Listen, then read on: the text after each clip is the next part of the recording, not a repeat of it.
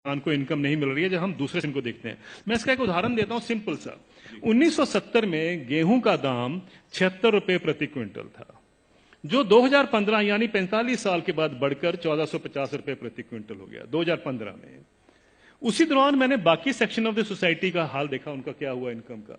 मैं सिर्फ बेसिक पे और डीए ले रहा हूं। उसी दौरान में 45 साल के पीरियड में सरकारी मुलाजिम की जो बेसिक पे और डीए है वो 120 से 150 गुना बढ़ गया, और जो स्कूल टीचर्स की जो तनख्वाह बढ़ी है उस दौरान में वो 280 से 320 गुना बढ़ गई, और जो कॉलेज के यूनिवर्सिटी प्रोफेसर्स हैं उनकी तनख्वाह 150 से 170 गुना बढ़ी है उस 45 साल के पीरियड में। किसान की जो इनकम है, जो गेहूं के दाम से या धान के दाम से आप नापेंगे, वो 19 गुना बढ़ती है।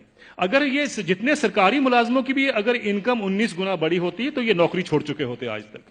प्रॉब्लम यह है कि किसान का हक क्या बनता है। अगर हम 45 साल के बाद जब उसको 1450 रुपए मिले थे, अगर मैं 100 गुना भी उसकी इनकम बाकी इनकम पैरिटी के नॉर्म से चलता हूं, तो उनकी इनकम जो है या उनका मिनिमम सपोर्ट प्राइस जो है वो 7,600 रुपए प्रति क्विंटल बनता था।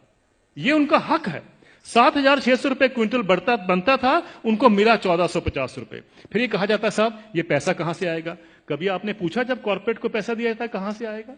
कभी आपने पूछा 7वां वेतन आयोग का पैसा कहां से आएगा? 7वां वेतन आयोग जब सारे देश में फैलाया जाएगा, अभी तो सिर्फ सेंट्रल गवर्नमेंट का है, तो क्रेडिट स्विस बैंक की स्टडी कहती है 4,80,000 करोड़ रुपए हर साल एडिशनल खर्चा होगा। किसी ने नहीं पूछा कि पैसा कहां से आएगा।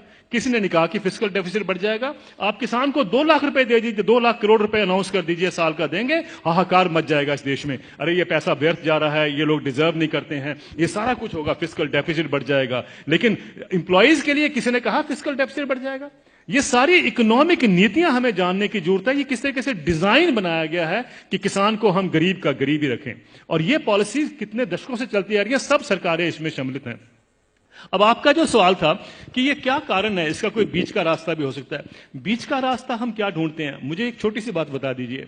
जब आपका इनकम मिलती है, 7वां वेतन आयोग मिलता है या किसी को भी अपनी इनकम मिलती है, तो क्या कभी किसी ने सोचा है कभी किसान को कभी हाउस रेंट मिला हो, कभी एजुकेशन रेंट मिला हो, कभी हेल्थ अलाउंस मिला हो, कभी बच्चों के लिए मेडिकल अलाउंस मिला हो? किसानों को क्यों, ये क्या किसान नहीं क्या इस सोसाइटी में रहते हैं? सुप्रीम कोर्ट के जो ऑफिसर्स हैं उनको 21,000 रुपए कपड़ा धोने के लिए मिलता है हर साल का। डिफेंस वालों को 20,000 मिलता है हर साल का कपड़ा धोने के लिए, कपड़े धोने के लिए। और वो लड़ाई कर रहे हैं आजकल, डिफेंस वाले कह रहे हैं कि साहब सुप्रीम कोर्ट वालों को ज्यादा क्यों मिलता है, हम तो बॉर्डर पे रहते हैं। मेरा यह सवाल है, क्या किसान के पास कपड़े नहीं होते धोने को? कभी आपने सुना है कि किसान के कपड़े के लिए 20,000 रुपए भी कभी उसमें ऐड किया गया हो? मिनिमम सपोर्ट प्राइस में क्या करते हैं हम, जो उसकी लागत लगती है और फैमिली लेबर जो लगती है उसको जोड़ लेते हैं, बस यही। और अभी तो एम्प्लॉइज के लिए 108 अलाउंसेस भी होते हैं। अभी तो तनख्वाह और डीए के बाद 108 अलाउंस मिलते हैं। जिस भी सज्जन को 108 अलाउंस मिलते हैं उसको तनख्वाह की क्या जरूरत है, मुझे ये बता दीजिए।